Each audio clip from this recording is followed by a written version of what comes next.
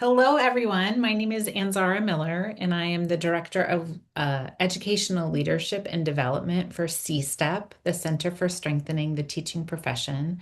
And one of the things that CSTEP does is to provide ongoing and responsive and relevant training for educators based on current practices. So, with that in mind, we are doing a series on student growth goals, best practices.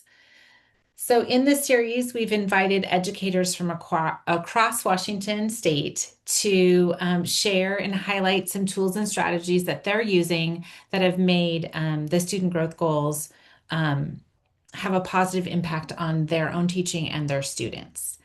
So, we will have some resources and protocols on our website to support what you're hearing and learning about. So, if you want to have further conversations or use a graphic organizer to capture your information, those are also available on our website.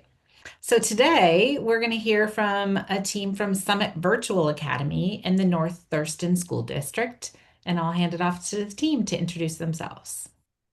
Thanks, Enzara. So I'm Becky Lee. I'm the principal at Summit Virtual Academy, and I'm here with two of our amazing teachers, Elena and Chris. Hi, my name is Elena Towers, and I teach middle school ELA at Summit Virtual Academy. Hi, I'm Chris Bartholet, and I teach history at Summit Virtual Academy. Right, so I'll start us off with sharing a little bit of context about our school. As an alternative school that happens to be completely online, there's some contextual information that could help set the stage for the project and for the student growth goals that Elena and Chris have put together. So Summit Virtual Academy, as Anzara said, is in the North Thurston public school system.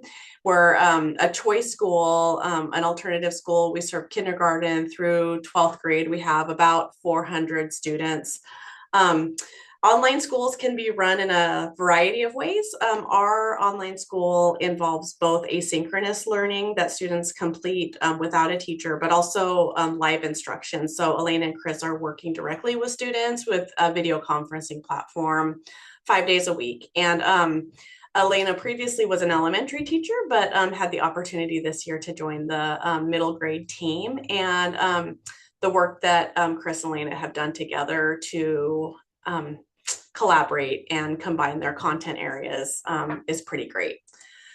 So another piece of context is that our school is part of the Mastery-Based Learning Collaborative, which is a statewide grant that's a lot of choice schools that are part of this work. And so the work that we've been doing with the mastery-based learning is also connected to our SIP plan.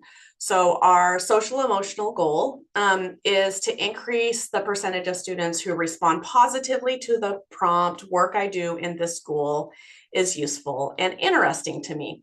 And one of the reasons that we choose that is because of our online platform can be kind of plug and play and jump through the hoops. And we want students to be cognitively and emotionally engaged in the work that they're doing in our school. So I'll hand it off to our humanities teachers to share one of the projects that they worked on this year and how it connects to student growth goals. Hi, so we decided to dive in deeper on the American Revolution and do this project that really examined the revolution critically about who was impacted and why. A lot of times in traditional textbooks that I've experienced as a teacher is the American Revolution is kind of seen as good guys, the patriots versus the bad guys, the British. And what it's a lot more complex than that. And we wanted students to think about different groups and how they were impacted differently by the American Revolution. So they could figure out if everybody benefited from the revolution, which, spoiler alert, not everybody did. So we had them do a project of their choice where they got to explain how they felt about this central question: did all people living in the United States benefit equally from the American Revolution?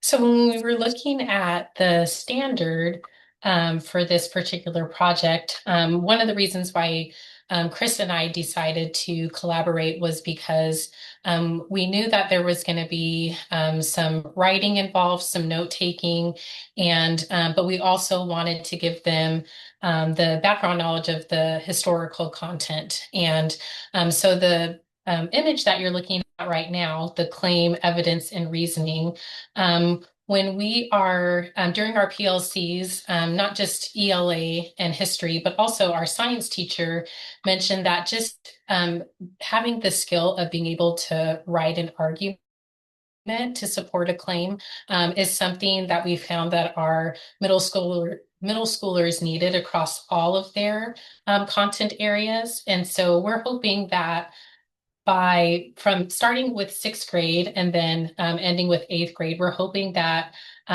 each year students will gain more skills and become more comfortable with being able to master this target.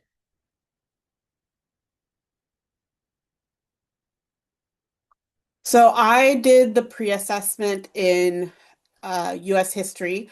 We took a crash course video on the American Revolution that gave a broad 15-minute quick and dirty overview of the American Revolution. And one of the things that the video explores is whether not the American Revolution was truly revolutionary. So I posed that question to my students, and then I gave them time to respond to that. And I was pretty open-ended with how I let them respond. I didn't give them too much information because I wanted to see naturally where they would, what they would write and where they would go when given such an open-ended question, such as that, and a resource of a video that they can pause and continually go back and get evidence from. So I wanted to see what they would do. So at the beginning of the unit, we just spent some time building background knowledge with the students. So what did this look like? We spent time in class watching videos, having discussions, taking notes. We also took some time to look at trends across maps and graphs. And we always brought it back to this essential question of did all people living in the US benefit equally from the American Revolution? So as we were building background knowledge, students were given different social groups to analyze that group's certain perspective. So they looked at land-owning white men who did not own land, Native Americans, African Americans, and women. And what you're seeing now is a Padlet that we used in class after we had finished all of our note taking and building background knowledge. So earlier, Chris had mentioned that students we told the students that at the end of the unit, they would have a variety of ways to show their learning. And so they had the option of doing an essay or creating a slideshow or video. And one student even created a playlist based on the two groups that she was researching. So this was just a way for students to give some feedback to us about what they wanted to do, who they wanted to work with, so that we can give them next steps on their project.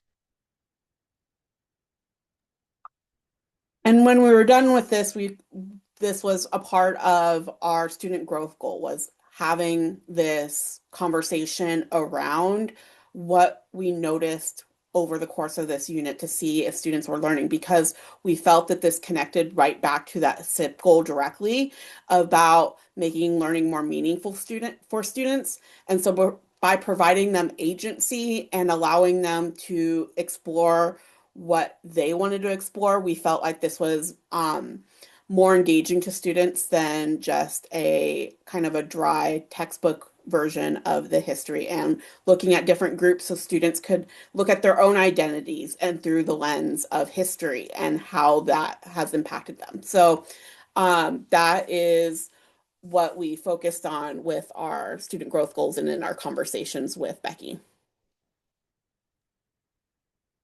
So as we were wrapping up the unit, Chris and I were able to find some ways to not just collaborate and score things together, but also we were able to monitor the students as they were working and giving feedback to them. And so in an online setting, that looks like students in breakout rooms. Some of them are working individually, some of them are working with partners. And Chris and I are jumping in at different breakout rooms, asking them about the stages that they're at in their project and how we can support them next. And then students had also seen a rubric of how they were going to be scored on their project. And so this just gives an example of the score that they gave. They received comments and feedback from me from an ELA perspective. And they also got feedback from Chris as well, based on the historical content in their project. So Elena shared with me in the student growth meeting that we had during her evaluation meeting how this interactive notebook played out for formative and summative assessments and how it also enabled her and Chris to collaborate asynchronously, right, by keeping notes. And then you explained also what the numbers meant and how that was also informing your practice and what you were learning about students.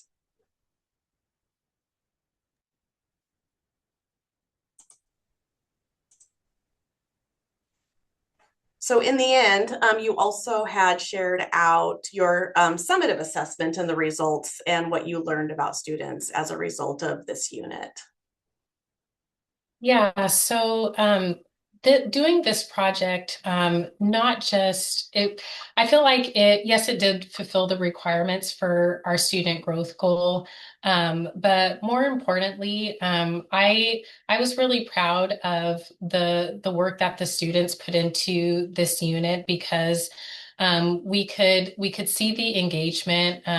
We could see that students had ownership of what they were learning, and I think that was a, a big factor in why this unit was so successful and why so many students were able to show mastery for what they learned in this unit.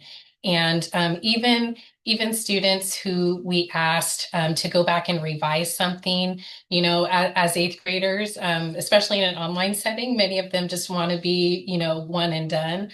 But it was really great to see that students really cared about their score on this project and they really wanted to put their best work out there.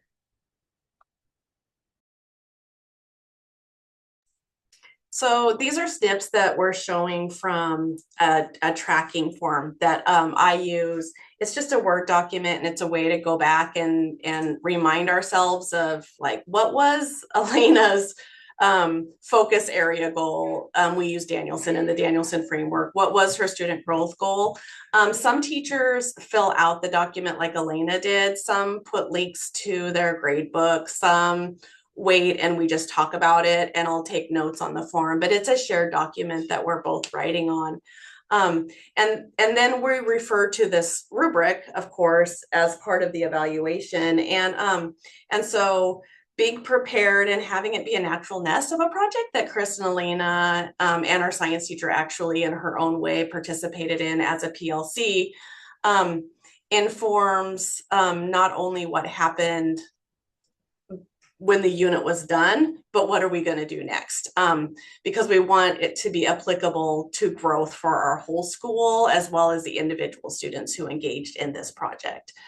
So Elena's able to share her reflections about students who met the goal, nearly met the goal, or didn't meet the goal. And then her analysis of why. And then I also have a similar conversation with Chris from her history lens since they shared this project together. So to that end, the documents that we snipped and shared with you, I stole from the OSPI website, and I really like the template for student growth development and have used that to help guide the conversation that I have with teachers. The reason that I like it is because it hits all the main points on the rubric, right? Because we're mirroring classroom instruction that teachers know exactly what they'll be scored on from the very beginning, and that that we're providing the success criteria right up front to be successful with your work. So then I included this resource in, and then Chris, you're willing to share the choice board that you and Elena used. And I'll put links to these on our website so that you don't have to worry about grabbing that QR code from this video. So I just want to say thank you so much to Becky and Elena and Chris for sharing what you're doing and how your project like planning and a unit planning just fell right into the student growth goals and kind of took care of it while you were also planning this really amazing project for your students. I want to thank everybody for joining us and stay tuned for our next series that we decide to do. But thanks to everyone for being here today. Thanks for having us, Anzara. Thanks for having us.